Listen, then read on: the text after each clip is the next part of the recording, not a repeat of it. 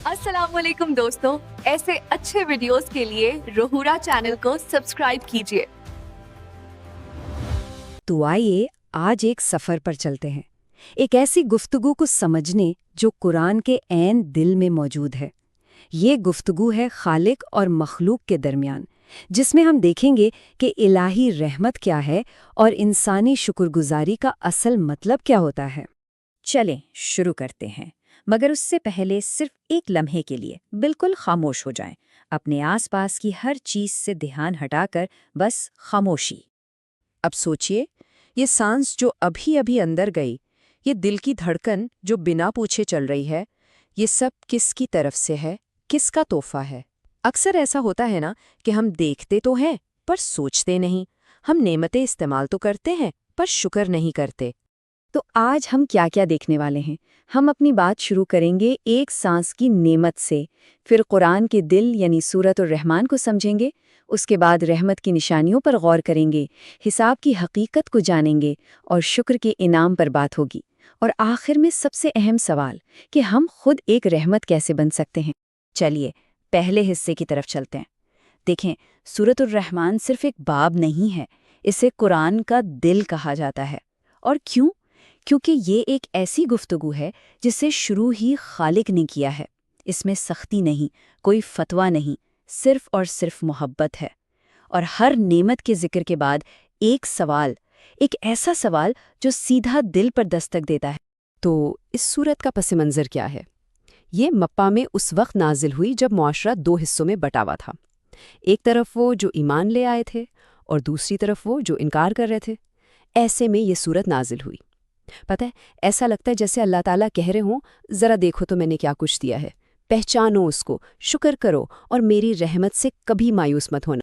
और यहाँ एक बहुत दिलचस्प बात है, इस सूरत का नाम ही अर्रहमान है, यानी बेइंतहा मेहरबान। ये सिर्फ एक नाम नहीं, ये तो पूरी कायनात का खुलासा है। ये उस रब का नाम है जिसकी रहमत सबके लिए है, जो गुनाहगार को भी रिज़्क देता है और भटके हुए को भी रास्ता दिखाने के लिए तैयार रहता है। अच्छा जी, तो अब देखते हैं कि ये रहमत हमें दिखती कैसे है। इस सूरत में अल्लाह एक के बाद एक अपनी नेमतें गिनवाते हैं और फिर एक सवाल करते हैं, एक ही सवाल जो बार बार दोहराया जाएगा। तो सबसे पहली और सबसे बड़ी नेमत जिसका जिक्र होता है वो क्या है? वो है कुरान। फरमाया गया अर्रहमान अल्लमल कुरान, यानी उस रहमान ने कुरान सिखाया। सोचने की बात है, हिदायत, रोशनी, सुकून सब कुछ तो इसी में है। और इस अजीम नेमत के फौरन बाद वो सवाल आता है जो इस सूरत की रूह है, इसका मरकज़ है, फबी आई आला ए रब्बिकुमा तुकज़्ज़िबान, जिसका मतलब है तो फिर अपने रब की कौन कौन सी नेमतों को झुठलाओगे। इसके बाद नेमतों का सिलसिला आगे बढ़ता है। इंसान को मिट्टी से बनाया गया, उसे शक्ल दी, इज्जत दी, अक्ल से नवाजा और फिर उसे बयान सिखाया। बयान यानी बोलने की, अपनी बात समझाने की सलाहियत। ये जो हम बोल पाते हैं, ये ज़बान, ये अल्फाज, ये सब उसी की देन है। और फिर वही सवाल, जैसे हमें याद दिलाया जा रहा हो कि ज़रा अपनी तख्लीक पर गौर करो, अपनी इस बोलने की ताकत पर सोचो, ये कितनी बड़ी नेमतें हैं। तो फिर अपने रब की कौन कौन सी नेमतों को झुठलाओगे?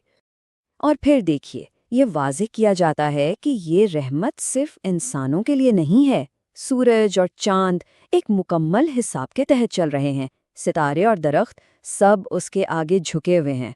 आसमान को बुलंद किया गया और इंसाफ को तराजू बनाकर कायम किया गया। और ये ज़मीन, ये तमाम मखलूक़ात के लिए बिछा दी गई। कायनात की हर चीज़ एक परफेक्ट बैलेंस में है। इतनी बड़ी बड़ी कायनाती निशानियों के बाद फिर से वही सवाल किया जाता है। ऐसा लगता है जैसे पूछा जा रहा हो कि क्या ये अजीमुशान निज़ाम भी शुक्र अदा करने के लिए काफ़ी नहीं है। यहाँ से गुफ्तगू का रुख थोड़ा बदलता है। रहमत की बात के बाद अब जलाल और हिसाब किताब की हकीकत सामने आती है। अब ये बताया जाता है कि नाशुक्री का अंजाम क्या होता है। और फिर एक ऐसी आयत आती है जो दिल को हिलाकर रख देती है। कुल्लु मन अलैहा फानिन, यानी इस जमीन पर जो कुछ भी है सबको फना हो जाना है। हर दौलत, हर रिश्ता, यहाँ तक कि हर सांस, सब खत्म हो जाएगा। बाकी रहेगी تو صرف اس رب کی ذات جو جلال اور اکرام والا۔ تو یہاں دو راستے بالکل صاف صاف بتا دیے گئے ہیں۔ ایک راستہ ہے شکر کا، جس کا انجام جنت ہے، یعنی ہمیشہ کی کامیابی، اور دوسرا راستہ ہے ناشکری کا، جو جہنم کی آگ تک لے جاتا ہے۔ گویا کہ شکر جنت کی چابی ہے اور ناشکری عذاب کا راستہ۔ پھر اس دن کا منظر کھینچا جاتا ہے، حساب کے دن کا۔ سوچ کر دیکھیں، ایک ایسا دن جب آسمان پھٹ جائے گا، پگھلے ہوئے تیل کی طرح سرخ ہو جائے گا، پہاڑ روئی کے گالوں کی طرح اڑنے لگیں گے، اور انسان کو سمجھ آ جائے گا کہ اب بھاگنے کا کوئی راستہ نہیں بچا۔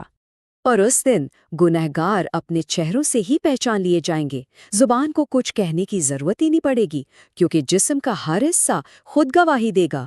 وہ لمحہ ہوگا جب ناشکری پر پچھتاوا تو ہوگا، لیکن تب تک بہت دیر ہو چکی ہوگی۔ لیکن حساب کی اس سختی کے فوراً بعد گفتگو واپس انعام کے وعدے کی طرف مڑ جاتی ہے، اور یہ کتنی خوبصورت بات ہے۔ سزا سے پہلے انعام کا ذکر ہے۔ اس سے پتہ چلتا ہے کہ وہ رب سزا دینے سے کئی زیادہ معاف کرنے اور انعام دینے میں خوش ہوتا ہے۔ تو شکر کرنے والوں کے لیے کیا وعدہ ہے؟ قرآن کہتا ہے وَلِمَنْ خَافَ مَقَامَ رَبِّهِ جَنَّتَانِ۔ اس کا مطلب ہے جو اپنے رب کے سامنے کھڑے ہونے سے ڈرا، اس کے لیے 2 جنتیں ہیں، ایک نہیں بلکہ 2۔ یہ ہے شکر گزاری کا انعام۔ ان جنتوں میں بہتے چشمے ہوں گے، پھلوں سے لدے درخت ہوں گے۔ لیکن سب سے بڑا انعام کیا ہوگا؟ ذرا تصور کیجئے اس لمحے کا، جب رحمان خود سلام بھیجے گا، سلام قولا من رب الرحیم۔ سوچو وہ پل کیسا ہوگا جب ہر آنسو، ہر صبر اور ہر تکلیف کا صلہ اس طرح ملے گا۔ تو اس پوری گفتگو کا نچوڑ کیا نکلا؟ اس کا مقصد صرف نعمتوں کو گننا نہیں ہے، اصل مقصد تو شکر گزاری کے معنی کو سمجھنا ہے اور پھر اسے اپنے عمل میں ڈھالنا ہے۔ دیکھیں، اصلی شکر صرف زبان سے الحمدللہ کہہ دینا نہیں ہے۔ اصلی شکر یہ ہے کہ اللہ کی دی ہوئی نعمتوں کو ضائع نہ کیا جائے۔ شکر یہ ہے کہ دوسروں کی غلطیوں کو معاف کر دیا جائے۔ شکر یہ ہے کہ کسی کے چہرے پر مسکراہٹ لے آئی جائے۔ اور سب سے بڑھ کر شکر یہ ہے کہ انسان خود دوسروں کے لیے رحمت بن جائے، بالکل ویسے ہی جیسے وہ رب ہم سب کے لیے رحمن ہے۔ تو آخر میں سوال یہ نہیں رہ جاتا کہ ہمیں کیا کیا نعمتیں ملی ہیں، اصل سوال یہ بن جاتا ہے کہ ہم خود ایک نعمت بن کر کیا کر رہے ہیں۔ یہ صورت صرف نعمتوں کو محسوس کرنے کا درس نہیں دیتی، یہ تو ہمیں خود ایک چلتی پھرتی رحمت بن جانے کی